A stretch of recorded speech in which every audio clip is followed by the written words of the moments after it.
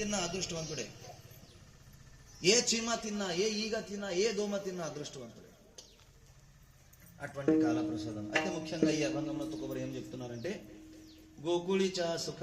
ఈ రోజు భగవాన్ శ్రీకృష్ణ పరమాత్మ గోకులం లోపట అవతరించారు. అవతరించిన తర్వాత శ్రీకృష్ణ పరమాత్మ రావడం వల్ల ఎంత ఆనందం, ఎంత ఆనందం. ఇక దేవుడు వస్తే ఆనందం కాదా?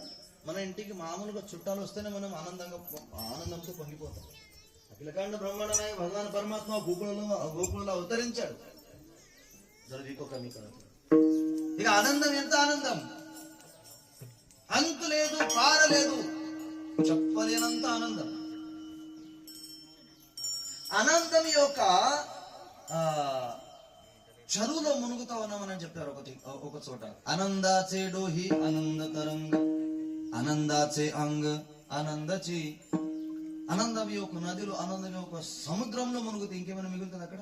ఆనందమే, ఆనంద స్వరూపం అయిపోతాం అంతే. మరి ఆ ఆనందం యొక్క గుర్తు ఎలా చెప్పుకోవాలి? నేను ఆనందంగా ఉన్నా ఎలా తెలుస్తుంది? ముఖం మీద,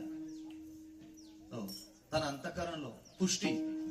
దాంతో పాటు ఆనందంతో ఉన్నప్పుడు లోపటి నుంచి వచ్చినటువంటి మాటలు వేరే ఉంటాయి, బాధలో ఉన్నప్పుడు లోపటి నుంచి వచ్చినటువంటి మాటలు వేరే ఉంటాయి, సందిగ్ధ పరిస్థితులు ఉన్నప్పుడు లోపటి నుంచి వచ్చినటువంటి బాధలు వేరే ఉంటాయి, ఒకరిని కీడు చేయాలని అనుకుంటే లోపటి నుంచి వచ్చినటువంటి బాధలు, మాటలు వేరేనే ఉంటాయి.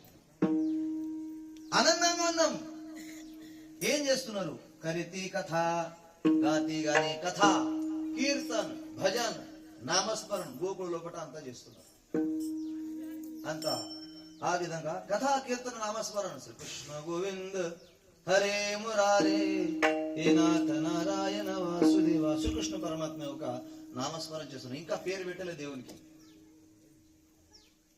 భగవంతుడి యొక్క నామస్మరణ జరుగుతా ఉంది, చేస్తా ఉన్నారు. మరి ఆనందంలో ఏం చేశారు? గుడియా తోరణి. గుడి అంటే ఇక్కడ పద్ధతి లేదు, గుడి నిలబెడతారు. మహారాష్ట్రలో ఉగాది రోజు గుడి నిలబెడతారు, ఇక్కడ నిలబెట్టారు తెలంగాణలో గుడి. ఎందుకంటే ఈ రోజు మేము చాలా ఆనందంగా ఉన్నాం, ఈ రోజు మాకు కొత్త రోజు, కొత్త సంవత్సరం ఈ రోజు నుంచి ప్రారంభాన్ని దాని గుర్తుగా గుడి నిలబెడతారు.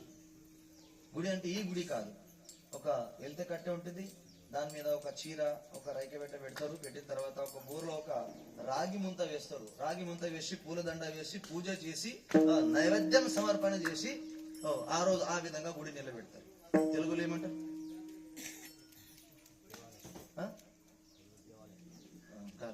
అది విషయం కాదు, ఇక్కడ తెలుగులో ఉండని, తెలుగు ప్రాంతంలో లేదని, మహారాష్ట్రలో ఉంటుంది అది.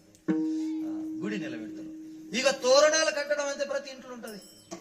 ఏ ప్రాంతంలో సరే తోరణాలు, పచ్చటి తోరణాలు కట్టారు. గుడియా తోరణి. కరితి కథ.